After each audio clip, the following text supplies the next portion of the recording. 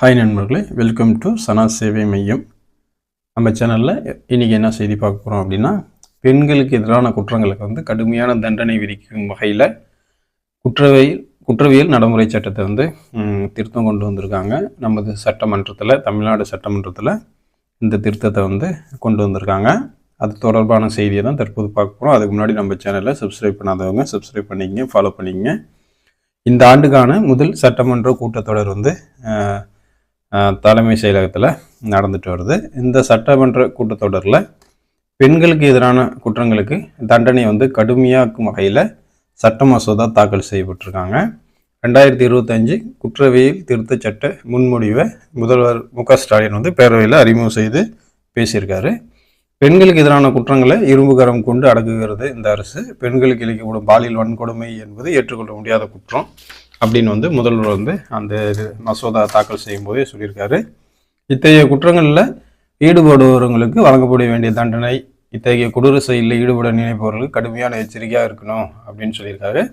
அந்த வகையில் பிஎன்எஸ் சட்டத்தின் கீழே நம் மாநில அரசினுடைய சட்டத்தின் கீழும் ஏற்கனவே இத்தகைய குற்றங்களுக்கு தண்டனை வரையறுக்கப்பட்டிருந்தாலும் இந்த தண்டனைகள் மேலும் கடுமையாக்க வேண்டிய அவசியம் உள்ளதாக இந்த அரசு கருதுது அப்படின்னு சொல்லியிருக்காங்க.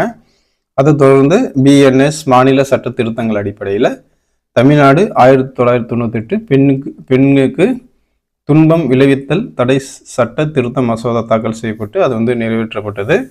அதில் தான் தற்போது 2025ஆம் ஆண்டு குற்றவியல் சட்டங்கள் தமிழ்நாடு திருத்த சட்டம் ஜாமீனில் வெளிவர முடியாத வகையில் சட்டங்களை கடுமையாக்கும் மசோதா நிறைவேற்றப்பட்டிருக்குது. பாலியல் வன்கொடுமை வழக்கில் 14 ஆண்டுகளுக்கு குறையாமல் கடுங்காவல் தண்டனையும் அதிகபட்சமாக ஆயுள் காலம் வரை கடுங்காவல் தண்டனை வழங்கப்படும் அப்படிங்கிறது இந்த சட்டம் சொல்லுது. அதே போல் பெண்ணை பின்தொடர்ந்தால் ஜாமீனில் வெளிவர முடியாத வகையில் 5 ஆண்டு சிறை தண்டனை அப்படின்னு இந்த சட்டம் சொல்லுது.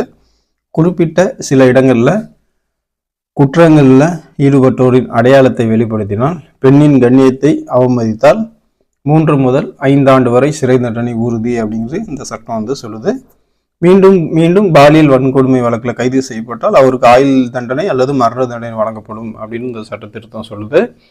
அதே போல் ஆசிட் வீச்சு போன்ற குற்றங்களில் ஈடுபட்டால் குறைஞ்சபட்சம் 10 ஆண்டுகள் சிறை அல்லது ஆயுள் தண்டனை வழங்கப்படும்ங்கிறது இந்த சட்ட திருத்தம் சொல்லுது.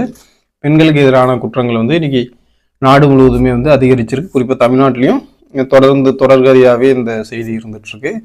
பெண்களுக்கு எதிரான குற்றங்கள் அதிகரிச்சுட்டு இருக்கிற சூழலில் இந்த மாதிரி ஒரு கடுமையான சட்டம் அவசியமான ஒன்று தான்.